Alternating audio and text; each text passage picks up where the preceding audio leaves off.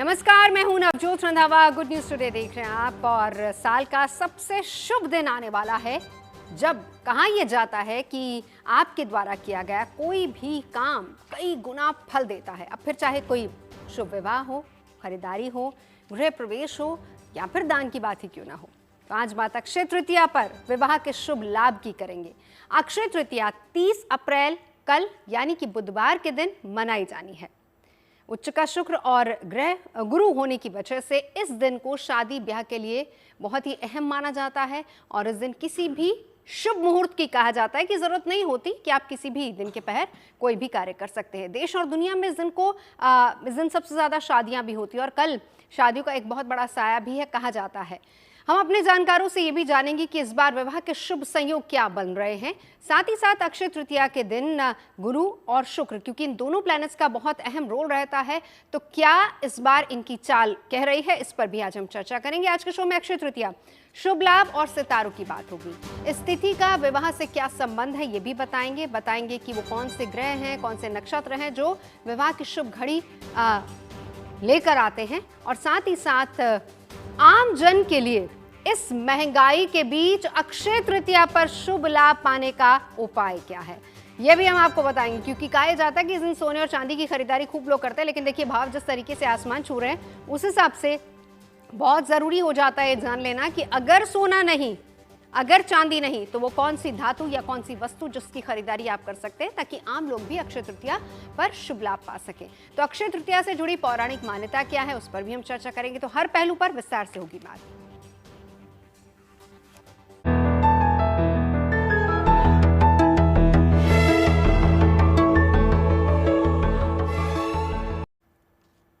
तो अक्षय तृतीया को अबूझ मुहूर्त माना जाता है और इसीलिए इस दिन विवाह जैसे शुभ कार्य बिना किसी विशेष मुहूर्त के किए जा सकते हैं। शादी का कोई विशेष मुहूर्त नहीं निकाला जाता अगर आप अक्षय तृतीया के दिन शादी कर रहे हैं। और इस दिन बिना किसी संकोच के लोग विवाह करते हैं, शुभ कार्य करते हैं और साथ ही साथ एंगेजमेंट्स भी होती हैं। अक्षय तृतीया पर ग्रहों की शुभ स्थिति भी बनती है। इस दिन सूर्य और चंद्रमा दोनों अपनी उच्च राशि में होते हैं।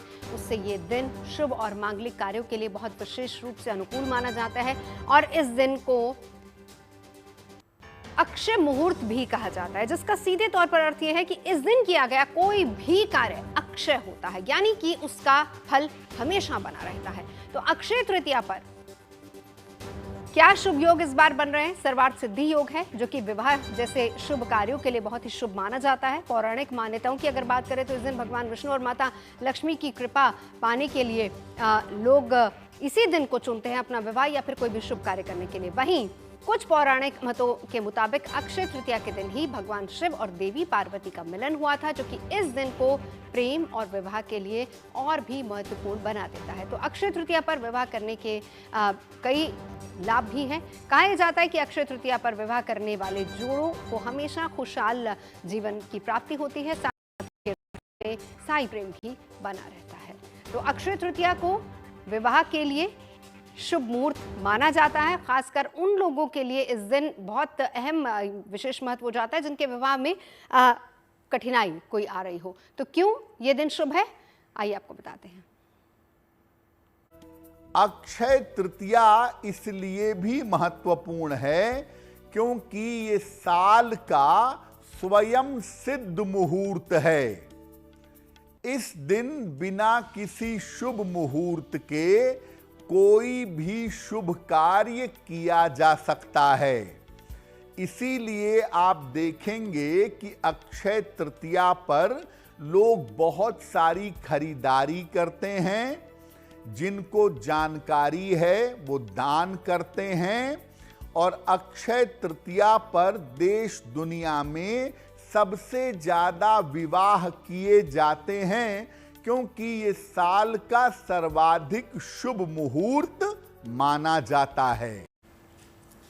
तो अक्षय तृतीया पर कैसे आप पा सकते हैं शुभ लाभ? और जैसा कि हमने बताया और शैलेंद्र पांडे जी भी बता रहे हैं कि विवाह के लिए बहुत शुभ मुहूर्त इस दिन होता है। विवाह कोई भी मांगलिक कार्य अगर आप करना चाह रहे हैं, कोई प्रॉपर्टी खरीदना चाहते हैं, कहीं निवेश करना चाहते हैं, किसी नए कार्य की शुरुआत अगर आप करना चाहते हैं, तो ये दिन बहुत ही शुभ माना जाता है। बात हम सबसे पहले विवाह की करेंगे। तमाम खास मेहमान हमारे साथ जुड़ चुके हैं, परिचय करा देती हूँ। राज मिश्रा जी हमारे साथ हैं, पंडित संजय शर्मा हमारे साथ जुड़ चुके हैं, और साथ ही साथ वान्या आर्या जी हमारे साथ हैं, और डॉक्टर नीति शर्मा। आप सभी का बहुत बहुत स्वागत है। सबसे पहले राज मिश्रा जी जरा समझा दीजिए कि इस बार क्योंकि विवाह को लेकर लोगों में कहीं ना कहीं एक असमंजस की स्थिति है कि शुक्र कहाँ बैठे हैं, गुरु कहाँ बैठे हैं, शायद दोनों ने अपना घर एक्सचेंज किया है, तो इस बार ग्रहों की चाल क्या कह रही, क्योंकि ये दोनों ग्रह बहुत इंपॉर्टेंट होते हैं विवाह के लिए। सबसे पहले नवजोत जी एक बात बता दूं कि इस बार वाक्य में अक्षय तृतीया बहुत महत्वपूर्ण है, और ये जानना भी बहुत महत्वपूर्ण है, क्योंकि हर बार अक्षय तृतीया पर लोग विवाह के लिए एक अबूझ मुहूर्त कहा जाता है। विवाह के लिए इस प्रकार का मुहूर्त या किसी भी कार्य के लिए अक्षय तृतीया इस प्रकार की तिथि है जिस पर विचारणीय कुछ होता ही नहीं है, आपको अपना कार्य करना ही है। अच्छा, क्यों ऐसी तिथि कही जाती है उसका रीजन बता देता हूं। इस दिन भगवान परशुराम जी का अवतार हुआ था, जिनके लिए श्री रामचरितमानस में भगवान राम ने स्वयं कहा कि नाथ एक गुण धनुष हमारे और नवगुण परम पुनीत तुम्हारे, यानी ब्रह्म का 9 गुणों से जो परिपूर्ण अवतार हुआ था वो अक्षय तृतीया को हुआ था। उसी प्रकार से अगर देखा जाए, हयग्रीव भगवान का जो एक स्वरूप है हयग्रीव का, उनका अवतार आज के दिन हुआ। यही वो दिवस है जिस दिन नर नारायण का अवतार हुआ। और बिल्कुल नवजोत जी ने सही कहा कि भगवान शंकर और माता पार्वती का जो मिलन है वो तृतीया तिथि को हुआ। तो ये दिन अपने आप में बहुत सुंदर है। महाभारत की संरचना अक्षय तृतीया के दिन वेदव्यास जी ने प्रारंभ किया बद्रीनाथ धाम में बैठ करके। ये दिन महत्वपूर्ण है। यही वास्तविकता में वो दिन है जिस दिन त्रेता और सतयुग का प्रारंभ हुआ। इवन द्वापर का प्रारंभ भी इसी तिथि के अंतर्गत माना जाता है, इसलिए बहुत महत्वपूर्ण है। अब दूसरा विषय कि भाई विवाह के लिए सबसे इंपॉर्टेंट प्लैनेट अगर एस्ट्रोलॉजी में कहा जाए, मटेरियलिस्टिक हैप्पीनेस के लिए सबसे जरूरी अगर कोई ग्रह कहे जाते हैं, सांसारिक सुख के लिए कोई जरूरी प्लैनेट कहे जाते हैं, तो वीनस कहे जाते हैं, शुक्र कहे जाते हैं। अगर शुक्र अस्त हो या पाप पीड़ित हो तो ऐसी परिस्थिति में विवाह आदि मांगलिक जो कार्य है, चाहे गृह प्रवेश है, मुंडन है, विवाह इत्यादि मांगलिक कार्य है, वो करना निषेध बताया जाता है ये शुक्र और बृहस्पति अस्त हो जाएं। अब एक बहुत महत्वपूर्ण विषय है, इस बार शुक्र अस्त नहीं है, लेकिन देखने वाला विषय यह है कि शुक्र शनि के साथ और राहु 2 पापक ग्रहों के मध्य में जाकर के बैठे हुए हैं, साथ में बुध उनके साथ नीचस्थ हैं। तो ये स्थिति शुभ मानी जाती है क्या? इसको शुभ नहीं माना जाएगा, इस चीज को ध्यान रखिएगा। अगर इस स्थिति की मैं बात करता हूं तो विवाह करने वाले जोड़ों को इस पर विशेष ध्यान देने की आवश्यकता है। यानी यदि आप अक्षय तृतीया पर विवाह करने जा रहे हैं तो यह अस्त जैसी परिस्थिति ही कही जा सकती है। ठीक है, एक बार गुरु की सिचुएशन क्या है संजय जी? जी देखो, बृहस्पति जो है, सबसे पहले तो जीएनटी के सभी दर्शकों को नमस्कार और अक्षय तृतीया की शुभकामनाएं। कहा जाता है शास्त्रों में विवाह के लिए बहुत सारी चीज़ें जो है देखनी पड़ती हैं। अगर बॉय और गर्ल की जो कुंडली है उसमें दोनों का चंद्रमा की स्थिति देखना बहुत ज़रूरी है, क्योंकि दोनों का चंद्रमा चौथा, 8वां और 12वां नहीं होना चाहिए। पहली चीज़, लड़के के लिए, जो बॉय के लिए, वर के लिए सूर्य को देखना जरूरी है, और लड़की का बृहस्पति देखा जाता है विवाह के अंदर कि बृहस्पति शुभ है या अशुभ है, या पूजा का साया तो नहीं है। परंतु ये एक ऐसा मुहूर्त है जिसके अंदर गुरु जो है वृषभ राशि के अंदर बैठे हुए हैं और शुक्र जो है आपके वो जो है मीन राशि के अंदर बैठे हैं। पर मैं एक बात कहूँगा, जैसे राज मिश्रा जी ने बहुत सुंदर बात बताई, परंतु क्या है कि शुक्र, शनि और राहु, आप शुक्र को देखें, शुक्र को जो है दैत्य ग्रह ही माना जाता है। राहु और शनि के मित्र भी हैं शुक्र, उनके लिए अशुभता देने वाले नहीं हैं। इस कारण से जो है इस जो ये ग्रहण योग बन रहा है शुक्र को पीड़ित नहीं कर पा रहा ग्रहों की स्थिति की, अगर आप बात समझे। जब सूर्य क्या है जरा बताइए। जी क्या कहा? गुरु की प्लेस, गुरु की प्लेस जो है वृषभ राशि में है, और वृषभ राशि में जो गुरु है वो शुक्र और गुरु में एक्सचेंज योग जब बनता है तो दोनों के लिए बड़ा ही शुभ रहता है। और जब सूर्य और चंद्रमा, कहते हैं कि दिन और रात जब एक साथ मिलते हैं, जो अक्षय तृतीया का दिन है उस दिन दोनों ग्रह उच्च राशि में होते हैं। एक बार डॉक्टर नीति आप भी थोड़ा सा इसका गणित हमें समझा दीजिए, क्योंकि लोगों के जहन में ये बहुत ज्यादा कंफ्यूजन है। पहली बात कि अक्षय तृतीया है उसको तो वैसे ही शुभ माना जाता है, लेकिन अगर ये प्लैनेट पोजीशन इस तरीके से बन रही है तो क्या कहीं पर कोई अशुभ वाली स्थिति भी पैदा हो रही है क्या? नमस्कार। सबसे पहले तो जीएनटी के सारे ही व्यूअर्स को अक्षय तृतीया की और परशुराम प्राकट्य दिवस की हार्दिक शुभकामनाएं। निश्चित रूप से नवजोत जी, ज्योतिष में शुभ और अशुभ दोनों ही, पूर्ण रूप से कभी भी किसी भी काल में शुभता नहीं मिल सकती, पूर्ण रूप में कभी भी किसी भी काल में अशुभता नहीं मिल सकती, दोनों की परम्यूटेशन और कॉम्बिनेशन होती है। लेकिन जैसे अभी मेरे विद्वान उन्होंने बोला कि इस समय शुक्र जो है, जो विवाह के प्रमुख कारक माने जाते हैं, वो उच्च के चल रहे हैं मीन राशि में। मीन राशि गुरु प्रधान राशि है, काल पुरुष की 12वें भाव की, यानी कि एक्सपेंडिचर्स के भाव की राशि है। लेकिन ये वो भाव भी है जहां से वैवाहिक जीवन का शैया सुख देखा जाता है। और वहां पे जिस प्रकार आचार्य राज मिश्रा जी ने बोला कि बुध नीच के हैं, लेकिन एक ज्योतिष का सूत्र ये भी कहता है जब नीच का ग्रह उच्च के ग्रह के साथ एक ही भाव में विराजमान हो जाता है तो उसका नीच भंग हो जाता है। तो बुध का यहाँ पे नीच भंग हो रहा है। दूसरा, शनि के साथ बैठे हैं। शनि यद्यपि अशुभ ग्रह है, लेकिन शुक्र प्रधान राशि के लिए, शुक्र प्रधान लगन के लिए, वृषभ और तुला राशि और लगन के लिए योग कारक ग्रह बन जाता है, क्योंकि केंद्र त्रिकोण का स्वामी होता है। शुक्र का परम मित्र है, क्योंकि शुक्र आइडियली दानवों के गुरु हैं, और जो देवगुरु बृहस्पति हैं गुरु, वो देवताओं के गुरु हैं। यानी कि इस समय ग्रहों की जो चाल है, दोनों देव ग्रहों और दानव ग्रहों का एक्सचेंज हो रहा है। जब आप मेरे घर में बैठेंगी तो आप, और मैं आपके घर में बैठूंगी, तो हम एक दूसरे के घर का परस्पर ख्याल रखेंगे, क्योंकि अगर मैं आपके घर को डिस्टर्ब करूंगी तो आप मेरे घर को कहीं ना कहीं डिस्टर्ब ना कर दें।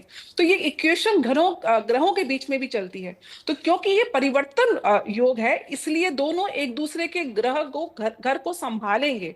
साथ में राहु इस समय 0 डिग्री पे आ चुका है, और राहु वक्री चाल चलता है, और शीघ्र ही राहु ये मीन राशि को छोड़ने वाले हैं और अपनी मूल त्रिकोण राशि जो कि कुंभ राशि है उसमें प्रवेश करने वाले हैं। शुक्र इस समय 5 डिग्री पे गतिमान है, और जो क्या कहते हैं गुरु हैं, वो भी अपनी गति में काफी आगे इस समय 26 डिग्री में, क्योंकि उनका भी ग्रह परिवर्तन, राशि परिवर्तन होने वाला है। तो और शनि भी आगे हैं। तो यहाँ पे राहु रेट्रो चाल की वजह से धीरे धीरे शुक्र पे प्रभाव और शनि पे प्रभाव और बुध पे प्रभाव उनका कम हो रहा है।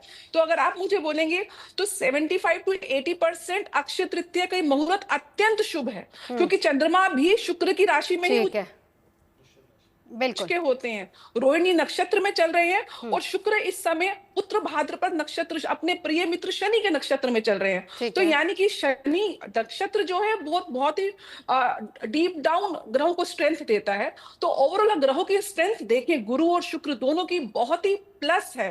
गजकेसरी योग भी बन रहा है, और साथ में सूर्य उच्च के चल रहे हैं। तो किसी भी रूप से अक्षय तृतीया का जो ये काल है, ये वैवाहिक मुहूर्त के हिसाब से अत्यंत शुभ है। बिल्कुल। एक बार वाना जी अब आपके पास आते हुए लौटती हूँ, डॉक्टर नीति आपके पास। वाना जी अब आपके पास आते हुए आप जरा सा इस शुक्र और गुरु के गणित को भी समझाते जाइए, और साथ ही साथ जैसे डॉक्टर नीति कह रही हैं, संजय जी कह रहे हैं, राज मिश्रा जी कह रहे हैं, और कहा भी जाता है कि अक्षय तृतीया मतलब आपको कोई विशेष मुहूर्त निकालने की जरूरत नहीं है, वो पूरा दिन अपने आप में शुभ मुहूर्त लिए हुए है।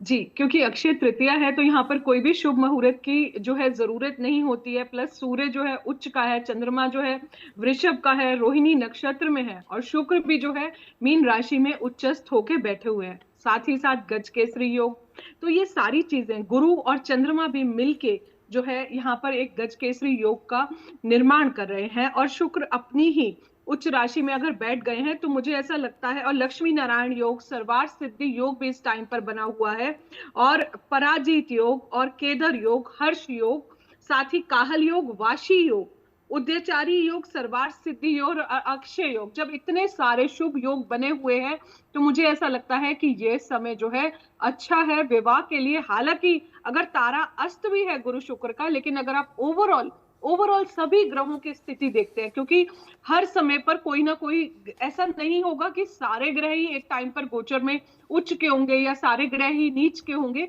तो कुछ ना कुछ प्लस रहेगा, कुछ ना कुछ माइनस रहेगा। तो मुझे लगता है कि इस टाइम पर आप लोग जो है, जो लोग के भी विवाह नहीं हो रहे थे वो विवाह कर सकते हैं। इस दिन पर माता गौरा को भी जो है भगवान शिव की जो है प्राप्ति हुई थी, क्योंकि उन्होंने निर्जला व्रत रखा था।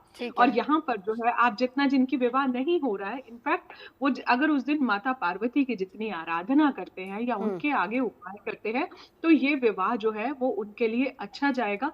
आप लोग अपने मन में कुछ भी वहम वहम जो है ना लाए, ना सोचे, और आप एक पॉजिटिव माइंडसेट के साथ जो है आप जिनकी है। शादियां हम जब फिक्स हो चुकी है आगे बढ़े। बिल्कुल, चलिए उपाय कुछ आपसे हम जानेंगे आगे, लेकिन राजप्रसाद जी, जब हम अक्षय तृतीया और शुभ विवाह की बात करते हैं, क्या संबंध है इनका, क्या मान्यताएं हैं पुराणों में, क्या कुछ इसके बारे में बताया गया है? देखिए, अगर अक्षय तृतीया की बात करते हैं शास्त्र के अंतर्गत, क्योंकि मैंने श्री रामचरितमानस में एक चौपाई है कि जब परमात्मा का अवतार होता है ना, तो वो दिन अपने आप में सबसे अनुकूल दिन होता है, और विवाह सबसे महत्वपूर्ण इवेंट है। अगर लाइफ का देखा जाए, सबसे महत्वपूर्ण एक कार्य है अगर जीवन के अंतर्गत, और धर्म की दृष्टि से देखा जाए सबसे महत्वपूर्ण है। श्री रामचरितमानस के अंतर्गत जब भगवान के अवतार की बात की गई तो कहा गया कि नखत जोर ग्रहवार तिथि सकल भये अनुकूल। जब परमात्मा का अवतरण होता है तो सभी परिस्थितियां अपने लिए अनुकूल हो जाती है, क्योंकि अक्षय तृतीया का जो दिन होता है उस दिन चंद्रमा भी उच्चस्थ परिस्थिति के अंतर्गत होते हैं। अक्षय तृतीया के दिन सूर्य भी अपनी उच्चस्थ परिस्थिति के अंतर्गत होते हैं। और जो विवाह में सबसे महत्वपूर्ण है श्रद्धा और विश्वास, विवाह में अगर कुछ सबसे महत्वपूर्ण देखा गया तो श्रद्धा और विश्वास देखा गया, और वो श्रद्धा विश्वास आता है भगवान शिव और माता पार्वती से। शास्त्र में कहा गया, श्री रामचरितमानस में गोस्वामी जी ने कहा कि भवानी शंकरो वंदे श्रद्धा विश्वास रूपिणो, और यही वो तिथि है, तृतीया तिथि ही है जब दोनों की मुलाकात होती है। भगवान शंकर की और माता पार्वती की वास्तविक जो परीक्षा है, जो वास्तविक मुलाकात है दोनों के विवाह की, वो इस दिन के दिन होती है। इसलिए तृतीया तिथि को सबसे महत्वपूर्ण माना गया।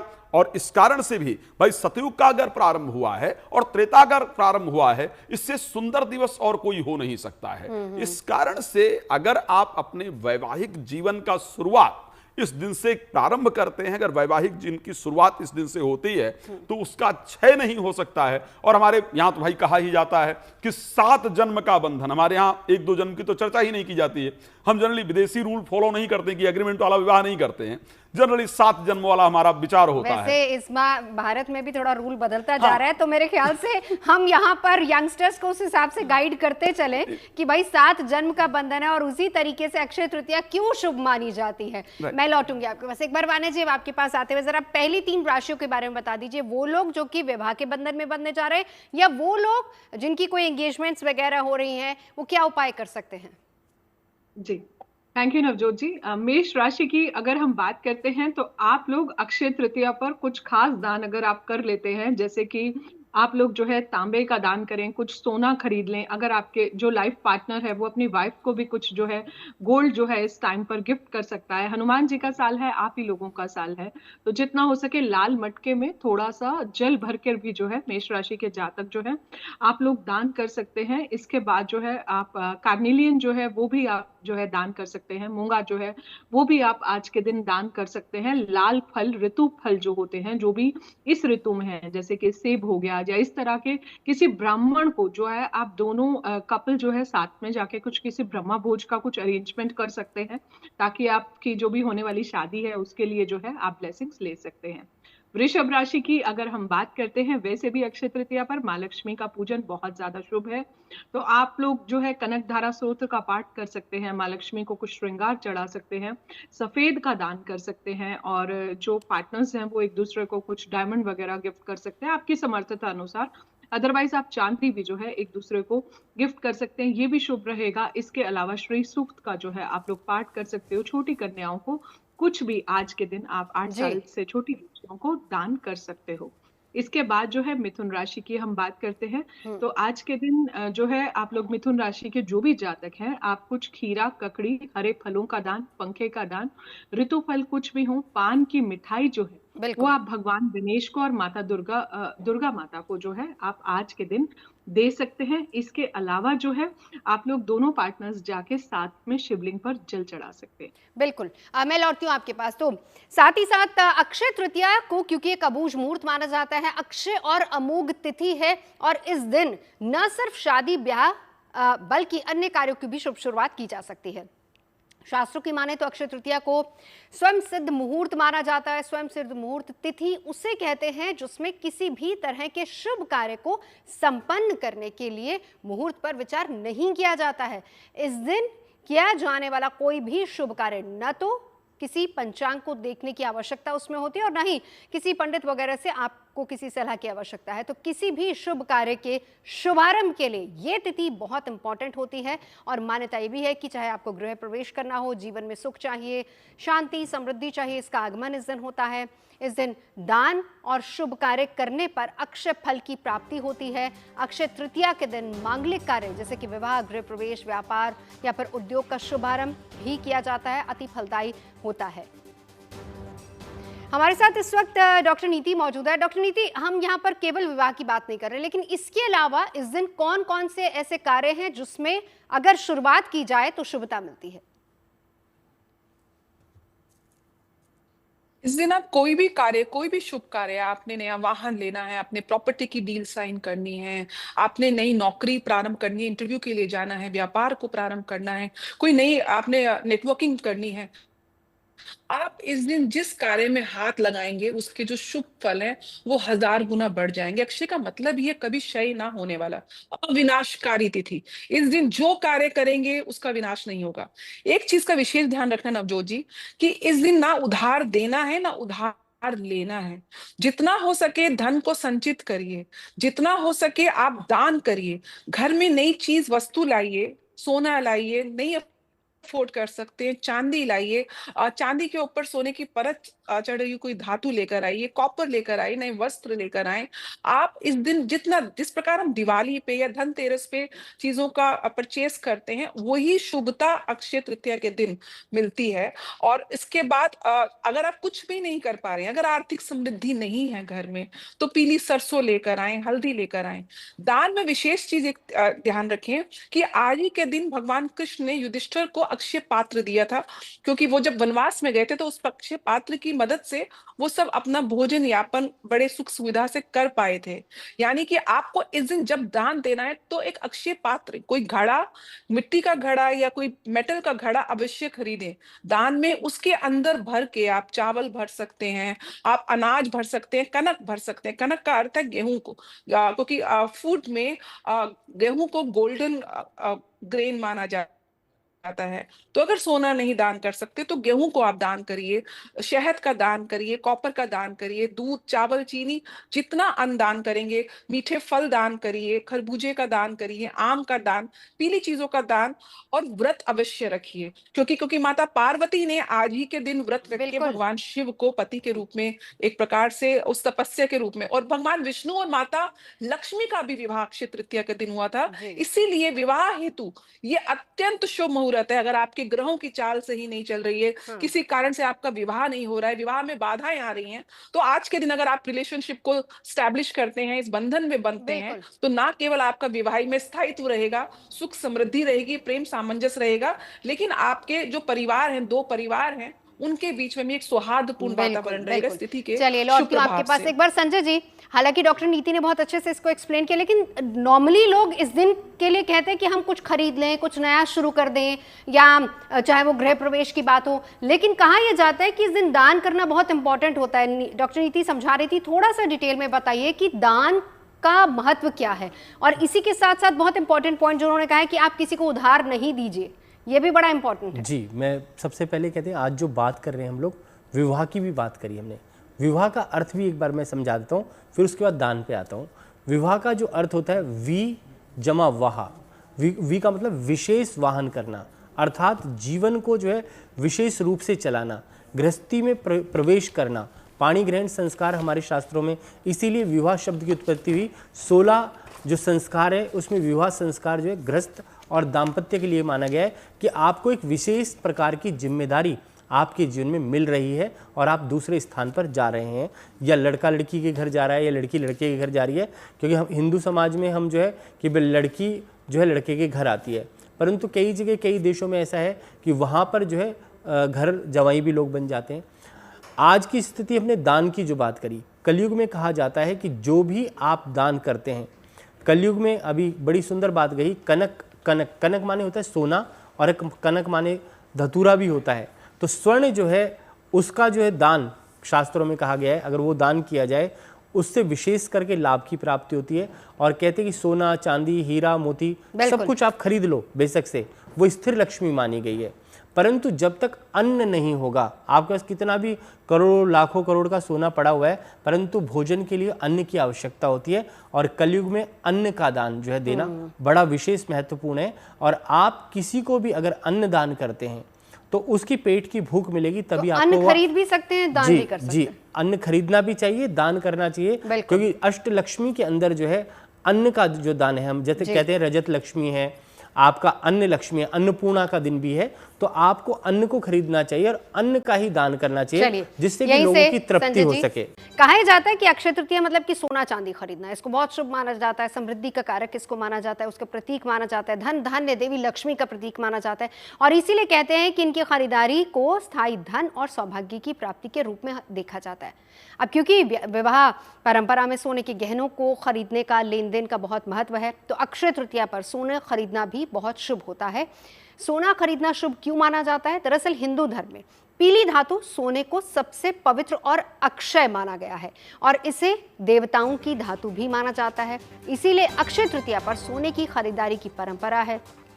पद्म पुराण के मुताबिक इस तिथि पर धन के देवता कुबेर को देवताओं का खजांची बनाया गया था और इस तिथि पर लक्ष्मी पूजा भी होती है, जिससे जीवन में स्थायी समृद्धि आती है।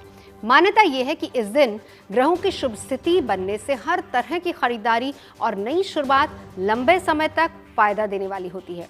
स्कंद पुराण की बात करें तो अक्षय तृतीया पर खरीदा गया सोना समृद्धि देने वाला होता है।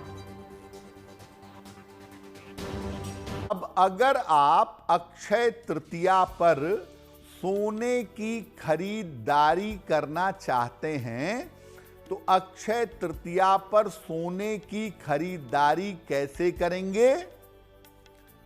सोने की खरीदारी का सबसे उपयुक्त समय अक्षय तृतीया पर दोपहर का होता है। आप संध्या में और सुबह खरीदिए, आपकी इच्छा है, लेकिन वास्तव में अक्षय तृतीया पर जो सोना खरीदने का सबसे सही समय है, वो सबसे सही समय दोपहर का है। अगर सोना न खरीद सकें तो सोने के पॉलिश वाली चीजें, सोने के आवरण वाली चीजें खरीदें जिस पर सोने की पॉलिश की गई हो। साथ ही साथ कोई न कोई धातु, चांदी, पीतल, तांबा या थोड़ा सा सोना ही दान के लिए जरूर खरीदें। अच्छा, हमारे साथ खास मेहमान जुड़े हुए हैं। डॉक्टर नीति, आपके पास पहले आऊंगे, एक छोटा सा रिएक्शन फिर डिटेल में आपसे पूछेंगे। अब आप लोग, तमाम लोग कह रहे हैं, पंडित शैलेंद्र पांडे भी बार बार ये कह रहे हैं कि सोना खरीदना चाहिए, खरीदना शुभ माना जाता है। हमारे हिंदू धर्म में गोल्ड को बहुत ही पवित्र भी माना गया है, इसको धर्म से रिलेटेड भी माना गया है। 98,000 हो गया है सोना, क्या करेगा आम आदमी, कैसे मनाएगा अक्षय तृतीया कल? देखिए, चाहे थोड़ा सा ले लीजिए, लेकिन अत्यंत शुभ यद्यपि माना जाता है। लेकिन अगर किसी कारण आर्थिक समृद्धि नहीं है तो आप चांदी ले सकते हैं, सोने की परत वाली कोई धातु आप ले सकते हैं, लेकिन गोल्ड नहीं ले पा रहे हैं, और अगर बिल्कुल भी नहीं है, मेटल ले ही नहीं पा रहे हैं, कॉपर ले सकते हैं, वो इतना एक्सपेंसिव नहीं है। और आप पीली सरसों ले सकते हैं, आज के दिन हल्दी की गांठ लेकर आइए। पीली कोड़ी भी माता लक्ष्मी को अत्यंत प्रिय है और कोड़ी किसी भी रूप में एक्सपेंसिव नहीं है, बहुत इजीली 10-15 रुपए की ये कोड़ी मिल जाती है, आप लेकर आइए। और आप जो भी धातु खरीदते हैं उसको सबसे पहले भगवान के श्री चरणों में उसको अर्पण करिए। आप श्री सूक्तम का पाठ करिए, ओम श्रीम बीज मां लक्ष्मी के मंत्र का पाठ करिए, साथ में विष्णु सहस्त्र नाम का भी पाठ अवश्य करना चाहिए। भगवान विष्णु और लक्ष्मी के मंत्रों से आह्वान करके फिर इस धातु को आप उसको आवरण कर सकते हैं, उसको पहन सकते हैं। कुछ भी नहीं मिलता तो आपके घर में नोट होगा, सिक्का होगा, वो एक नया ला के बैंक से उसकी पूजा करके, क्योंकि आज क्या है, तात्पर्य क्या है कि आज के दिन आपको लक्ष्मी का स्वागत करना है, जिस प्रकार आप किसी भी रूप में हो सकता है। बिल्कुल, लौटती हूँ आपके पास। अब एक बार राज मिश्रा जी आपके पास आते हुए, शुक्र का विवाह के साथ क्या संबंध माना गया है, और अगर किसी की कुंडली में शुक्र अस्त है या नीच का है, उसकी स्थिति या प्लैनेट पोजीशन उसकी सही नहीं है, तो क्या किया जाए? नवजोत जी, दो चीज ध्यान रखिएगा इस समय पर। दो चीजें, मुझे दो चीजों में से अगर सेलेक्ट करना है, लाइक कि मुझे मोक्ष चाहिए, आध्यात्मिक सुख चाहिए, या मुझे सांसारिक सुख चाहिए। यदि मुझे आध्यात्मिक सुख चाहिए तो मेरे बृहस्पति का ताकतवर होना बहुत महत्वपूर्ण है। बृहस्पति का अच्छी पोजीशन में होना महत्वपूर्ण है। अगर बृहस्पति अच्छी पोजीशन के अंतर्गत नहीं है तो मैं आध्यात्मिक सुख को नहीं प्राप्त कर सकता। उसी प्रकार से अगर मुझे इस संसार की मटेरियलिस्टिक हैप्पीनेस चाहिए, चाहे जिसकी मैं बात कर रहा हूं, ध्यान रख लीजिएगा, चाहे मैं मैरिज की बात कर लूं या मैरिज लाइफ की बात कर लूं, या मैं बात कर लूं आपको, चाहे वाहन की बात कर लूं, घर की बात कर लूं, संतान की बात कर लूं, शेयर मार्केट की बात कर लूं, इस संसार, अपने शरीर के सुंदरता की इवन अगर मैं बात कर लूं, क्योंकि स्किन के कारक तो बुध हैं, लेकिन उस त्वचा में जो चमक है, जो स्किन में ग्लो है, जो अट्रैक्शन है, वो बिना शुक्र के पॉसिबल नहीं है। तो जब सभी जो मटेरियलिस्टिक हैप्पीनेस है उसके कारक वीनस हैं, मैं एक चीज मान लेता हूं, वीनस इस टाइम एग्जॉल्टेड पोजीशन में है, अपने उच्चस्थ राशि के अंतर्गत बैठे हैं, लेकिन उच्चस्थ राशि में बैठ करके भी अगर वो दो पाप ग्रहों के मध्य में जाकर के पीड़ित हो जाते हैं, और शास्त्र एक शब्द कहता है कि संगत ही गुण होता है, संगत ही गुण जाए। जिस प्रकार के व्यक्ति के साथ आपकी संगति होती है उस प्रकार का नेचर आपका तैयार होता है। तो ऐसे परिस्थिति के अंतर्गत जब शुक्र दो पापक ग्रहों के मध्य में जाकर के बैठ जाते हैं, शनि और राहु के अंतर्गत, तो फिर सावधानी रखनी होगी। चाहे हम विवाह करने जा रहे हैं, चाहे गृह प्रवेश करने जा रहे हैं, और चाहे हम वाहन इत्यादि खरीदने जा रहे हैं, चाहे मुंडन संस्कार इत्यादि करने जा रहे हैं, इन सभी परिस्थितियों में शुक्र के उच्चस्थ होने के बाद पाप पीड़ित होने से उनको बल प्रदान करने की आवश्यकता है। जो ग्रह पाप पीड़ित कर रहे हैं, शनि और राहु, उनको शांति की आवश्यकता। अगर विवाह अक्षय तृतीया पर आप करने जा रहे हैं तो इस बात को मेरे बहुत ध्यान से सुन लीजिएगा, शनि और राहु का बिना उपाय किए गरीबों को दान इत्यादि किए, मुझे लगता है करना बेहतर। बिल्कुल। एक बार वाने जी अगली 3 राशियों के बारे में बता दीजिए, क्योंकि राज्य उपाय बता रहे, वो उपाय क्या करने अपनी राशि के हिसाब से। कर्क सिंह कन्या। कर्क राशि की अगर हम बात करते हैं तो आप लोग कुछ भी आज के दिन जो है चांदी का दान कर सकते हैं। आप दोनों भी एक दूसरे को, जैसे अगर कोई मेल है तो वो फीमेल को एक चांदी की पायल दे सकता है, और जो फीमेल है वो जो है मेल को कोई चांदी का कड़ा दे सकती है। मोतियों का दान कर सकते हो आप लोग, दूध का दान कर सकते हो, चावल का दान कर सकते हो, चीनी का दान कर सकते हो। जो फीमेल्स हैं वो कर्क राशि वाली जो है वो आप माता पार्वती के लिए आज के दिन व्रत रख सकते हो। ओम पार्वती पतिये नमः का जो है जाप कर सकते हो, और माता पार्वती को श्रृंगार का सामान अगर आप चढ़ा देते हैं और एक हरी चुन्नी चढ़ा देते हैं तो वो आप लोगों के लिए बहुत शुभ है।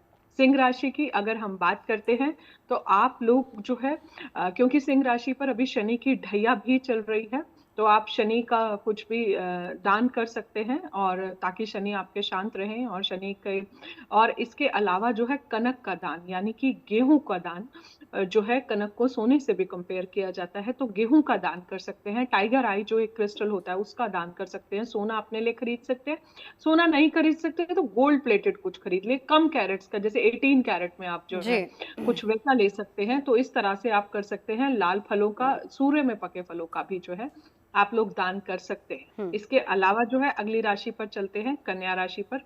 तो आप लोग जो है कुछ भी हरे मूंग का दान, पान की मिठाई का दान, परवल की मिठाई का दान, माँ दुर्गा को श्रृंगार का सामान जो है आप लोग चढ़ा सकते हैं। दुर्गा चालीसा जो है वो भी आप आज के दिन कर सकते हैं। इसके अलावा जो है माता पार्वती को ध्यान करना बिल्कुल भी आज के दिन आप लोग ना भूलें, और गणेश अथर्वशीर्ष का पाठ जरूर करें। बिल्कुल। संजय जी ये बताइए कि मुहूर्त केवल कल के लिए या फिर अक्षय तृतीया का शुभ मुहूर्त आज से भी शुरू हो रहा है? जी बिल्कुल, आज से अक्षय तृतीया प्रारंभ हो जाएगी शाम को 5:40 से।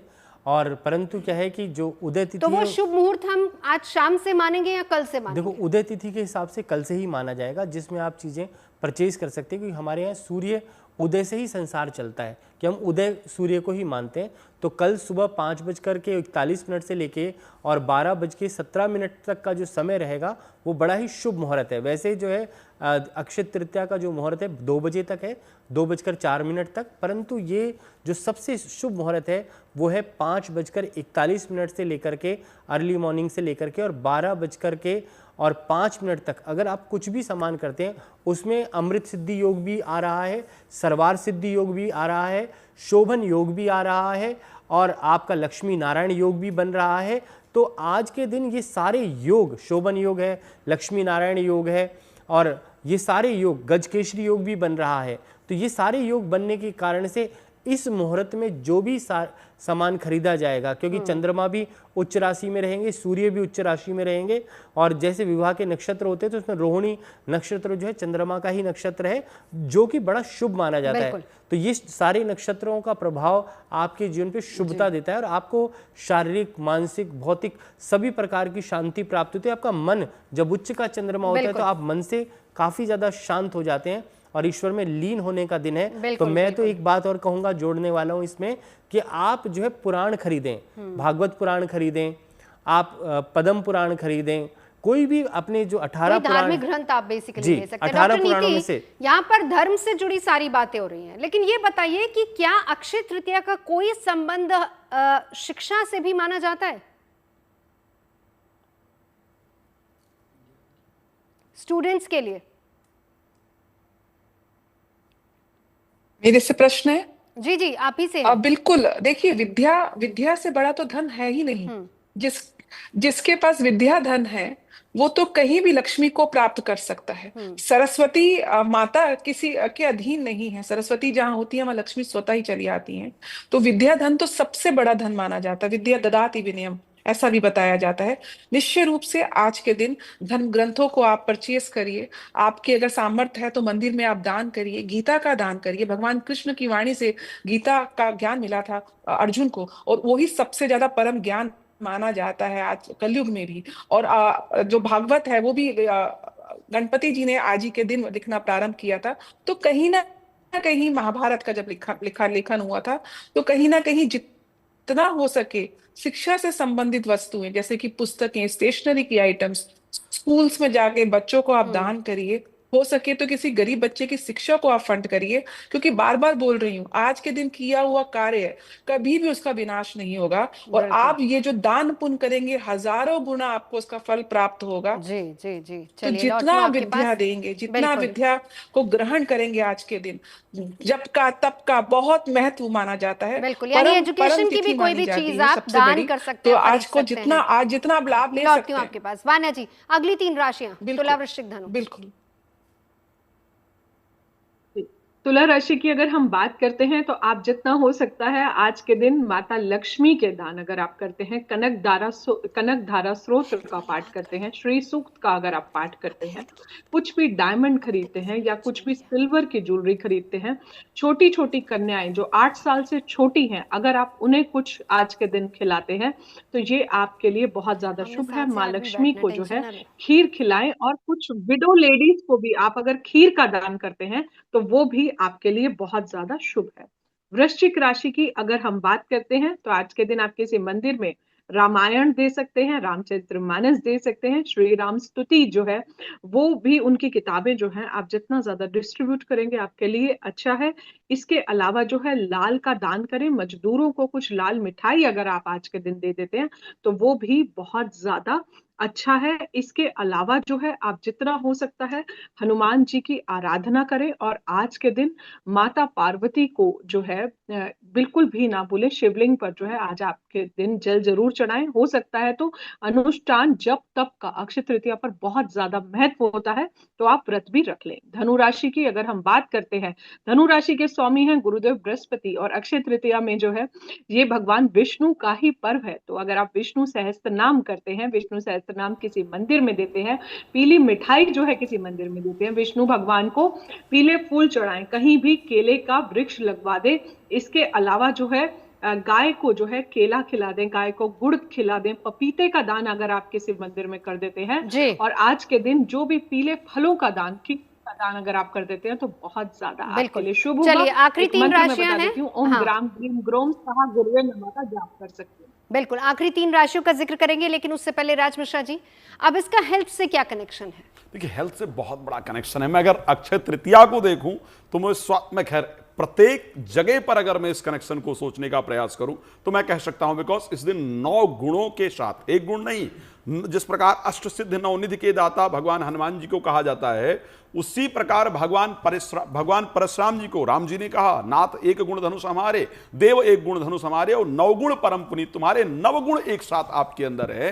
तो ये जो तिथि है अक्षय तृतीया को स्पेशली कहा जाए, यदि हम स्वास्थ्य के लिए सबसे महत्वपूर्ण क्या है, भागवत के अंतर्गत एक प्रश्न सुखदेव जी ने पूछा था, राजा परीक्षित जी ने पूछा सुखदेव जी से कि महाराज इस संसार में सुख क्या है, सबसे बड़ा सुख क्या है, कौन सुखी है संसार में? तो उन्होंने कहा अर्थागमो नित्यम रोगिता च प्रिया च भार्या प्रिय वादिनी च वैश्य पुत्रो अर्थकरी च विद्या खड़ जीव लोक सुखान राजन। हे राजन, इस संसार के अंदर जिसके पास 6 प्रकार के सुख हैं, वास्तविकता में वो सुखी है। बोले पहला सुख कौन सा है? बोले अर्थागमो नित्यम रोगिता च, जिसके शरीर के अंदर कोई रोग ना हो वो इस संसार का सबसे बड़ा धनी व्यक्ति है, सबसे बड़ा सुखी व्यक्ति है। हम क्या चाहते हैं कि मेरा क्षय ना हो? इस संसार में शरीर के क्षय होने से सब कुछ क्षय हो जाता है। यदि शरीर का क्षय ना हो तो ऐसी परिस्थिति में कुछ भी क्षय नहीं हो सकता है। आपका शरीर अगर स्वस्थ है, मानसिक और फिजिकली आप दोनों तरीके से स्वस्थ हैं, तो आप कुछ भी जीवन के अंतर्गत प्राप्त कर सकते हैं। तो अक्षय तृतीया के दिन विशेष रूप से अपने शरीर को स्वस्थ रखने के लिए भगवान की आराधना करने की आवश्यकता होती है। और सबसे बलिष्ठ की अगर मैं बात करूं, परशुराम जी साधारण नहीं थे। परशुराम जी वो देवता थे जिनके सामने एक भी अगर बात किया जाए, चाहे रावण की बात कर ली जाए या किसी की सहस्त्रबाहु की बात कर ली जाए, उनके सामने कोई टिके ही नहीं। तो उनसे बलिष्ठ, उनसे ताकतवर कोई था नहीं। इस दिन का जो वास्तविक संबंध है वो शरीर के रोग को दूर कराने वाला है। इस दिन बैठ करके यदि मृत्युंजय इत्यादि मंत्र का जप किया जाए, त्र्यंबकम यजामहे सुगंधिम पुष्टिवर्धनम उर्वारुकमिव बंधनान् मृत्योर्मोक्षयमामृतात्, या किसी भी औषधि को, जो रोग आपके शरीर को सबसे अधिक परेशान कर रहा है, उस रोग की औषधि ला करके उसको रख करके मृत्युंजय मंत्र या ओम नमो भगवते वासुदेवाय नमः, इस मंत्र का श्रद्धापूर्वक जप करते हुए भगवान से प्रार्थना किया जाए कि प्रभु मेरे शरीर का रोग दूर हो। अक्षय तृतीया पर आज मैं एक ही प्रार्थना करता हूं या करती हूं कि मेरे शरीर के जो रोग हैं वो सदैव के लिए दूर हो जाएं, मेरा शरीर क्षय ना हो। तो मुझे लगता है इससे बेहतर और बिल्कुल। चलिए वान्या जी, जल्दी से आखिरी 3 राशि के बारे में बता दीजिए। मकर राशि की अगर हम बात करते हैं तो आप लोग कुछ भी जो है काले गुलाब जामुन का दान, काले अंगूरों का दान, किसी भी शनि मंदिर में शनि दशरथ स्त्रोत की किताबें जो हैं आप वहां पर भी जो है दे सकते हैं। इसके अलावा जो है गरीबों की जो है आप आज के दिन ब्लेसिंग्स जरूर लें।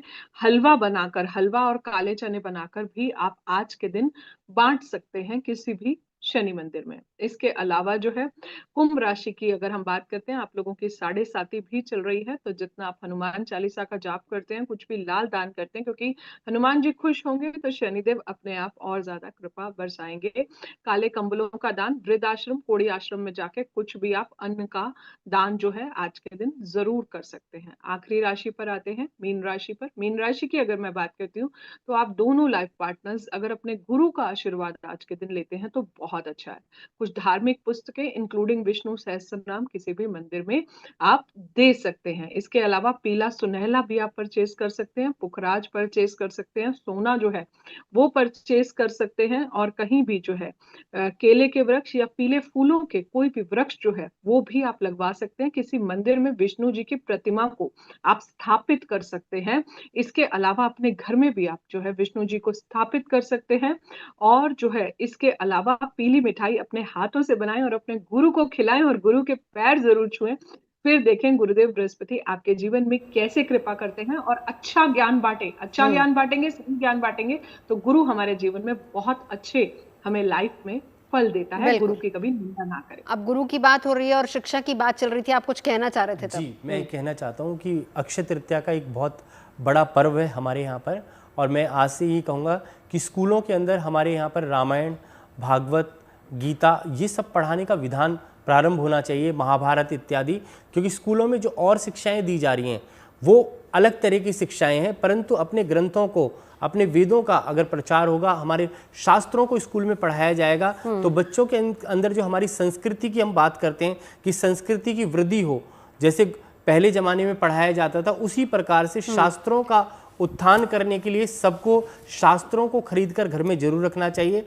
अपने बच्चों को एक दिन हफ्ते के अंदर जो है किसी न किसी शास्त्र के बात में चर्चा करनी चाहिए और अक्षय तृतीया पर सबको प्रण करना चाहिए कि हम शास्त्र खरीदें और अपनी संस्कृति को बढ़ाएं। स्कूल कॉलेज में भी शिक्षा देने की कोशिश करें। और अक्षय तृतीया पे एक विशेष मंत्र जो अभी तक मैं बोलना चाहता था, बहुत देर से सोच रहा था, इस मंत्र को जरूर करें।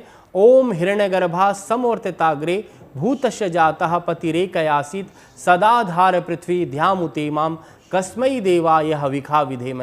इस मंत्र को जो है अगर आप करते हैं, सुनते हैं अक्षय तृतीया के दिन, तो माँ की कृपा आपके ऊपर जरूर होती है। हिरण्यगर्भा का अर्थ भी होता है जो स्वर्ण से भरा हुआ हो, जीवन आनंद में हो, हम परिपूर्ण जब होते हैं। और अगर आप मोक्ष की प्राप्ति करना चाहते हैं तो जीवन के अंदर तुलसी की माला धारण करें। अगर आप तुलसी को धारण करते हैं तो आपको मोक्ष की गति मिलती है। अगर आप चंदन का प्रयोग करते हैं तो आपको मानसिक शांति मिलती है। आप रुद्राक्ष की माला करते हैं या रुद्राक्ष की माला धारण करते हैं तो आपको रोगों से मुक्ति मिलती है। शास्त्रों में जो बताया गया है उन चीजों का प्रयोग अगर हम करते हैं तो हमारे जीवन के अंदर हमारा स्वास्थ्य का लाभ अवश्य मिलता है। चलिए डॉक्टर नीति, अब आपके पास आते हुए वो लोग जिनका जो कल विवाह के बंधन में बंधने जा रहे हैं या फिर किसी की अगर एंगेजमेंट्स हो रही है, परिवार मिलन किसी तरीके से हो रहा है, उनके लिए एक सरल सा उपाय जो कि उनको जरूर करना चाहिए कल के दिन अक्षय तृतीया पर। देखिए, अगर आपका सामर्थ्य है तो किसी गरीब के विवाह में किसी भी रूप से योगदान करिए। नहीं तो श्रृंगार का सामान, माता का श्रृंगार का सामान, माँ गौरी के श्रृंगार का सामान और अक्षय पात्र में आप चावल, दूध, कनक और कुछ भी ज्वेलरी का कोई भी आइटम, छोटे से आप पाँव के बछुए भी उसमें रख सकती हैं, वो भी सुहाग का प्रतीक होता है। ये श्रृंगार का सामान आप मंदिर में सब परिवार दान करके आइए और कोशिश करिए कि भगवान की एक छोटा सा चित्र उस मंदिर में भेंट के रूप में देकर आए। कलश को स्थापित करिए और माँ के आशीर्वाद से, भगवान विष्णु के आशीर्वाद से, माता लक्ष्मी के आशीर्वाद से और शिव परिवार की भी आप पूजा कल करें। और उसके बाद अगर आप विवाह के बंधन में बंधना चाह रहे हैं आज के दिन, वो आशीर्वाद लेकर आए। आपने अगर अपना वेडिंग कार्ड बना लिया है तो वेडिंग कार्ड को वहां पे जाके सबसे पहला निमंत्रण भगवान को दीजिए, उसके बाद सबको दीजिए। ऐसी भावना के साथ आप अगर अपना विवाहिक जीवन आप प्रारंभ करेंगे, माता पिता का आशीर्वाद से प्रारंभ करके, आपको निश्चय रूप से आज के दिन विवाह के गठबंधन में जब आप बनेंगे तो ये विवाह बहुत ही स्थायित्व रहेगा, आपका प्रेम सौहार्द बना रहेगा, जीवन में संतान और समृद्धि की प्राप्ति होगी। राज जी, अगर कल आप विवाह के बंधन में बंधने जा रहे हैं तो मैं दो चीजें बड़ा स्पष्ट कहना चाह रहा हूं। आप कुछ भी करने जा रहे हैं, विवाह करने जा रहे हैं, गृह प्रवेश करने जा रहे हैं, मुंडन करने जा रहे हैं, कुछ भी करने जा रहे हैं, क्योंकि सभी चीजों के लिए अक्षय तृतीया महत्वपूर्ण है। आपको शुक्र, क्षमा चाहूंगा, राहु और शनि, एक तो कल कुछ करने जा रहे हैं तो सुगंधित चीज अपने पास जरूर लेकर के जाइए, इत्र अच्छा लगा करके जाइए, पुष्प साथ में लेकर के जाइए। और ध्यान रखिए, जो जहां पर आपका विवाह हो रहा है वहां के जो सफाई कर्मचारी इत्यादि हैं, जो सेवा करने वाले लोग हैं, उनको प्रसन्न करना बहुत महत्वपूर्ण है। शनि को प्रिय ही वो लोग हैं जो डाउन टू अर्थ रहते हैं, जो सबसे निचले स्तर पर रहने वाले लोगों को भी नहीं भूलते हैं, उनको प्रसन्न करने का प्रयास करते हैं, उन्हीं को शनि। अगर आपने उनको प्रसन्न कर लिया तो जो शुक्र के साथ शनि और राहु का समावेश इस टाइम बना हुआ है, संयोग बना हुआ, उससे आप परेशान नहीं होंगे, आपको सफलता प्राप्त ऑटोमेटिकली अच्छा फल आपको मिलेगा। वान्या जी, एक उपाय जो करना चाहिए। आज के अक्षय तृतीया के दिन आप लोग पीले वस्त्र जो है आप जरूर पहने और घर से जब आप निकलते हैं तो विष्णु सहस्त्र नाम करें। और अगर आज के दिन अगर आपको मौका मिलता है तो कुछ कन्याओं का विवाह अपनी बेटियां समझकर आज के दिन अगर आप करते हैं तो आपको बहुत बहुत बहुत शुभ प्राप्ति। चलिए, बहुत बहुत शुक्रिया तमाम खास मेहमानों का हमारे साथ जुड़ने के लिए। तो अक्षय तृतीया पर कैसे आप पा सकते हैं शुभ लाभ, इसी पर कर रहे थे हम चर्चा।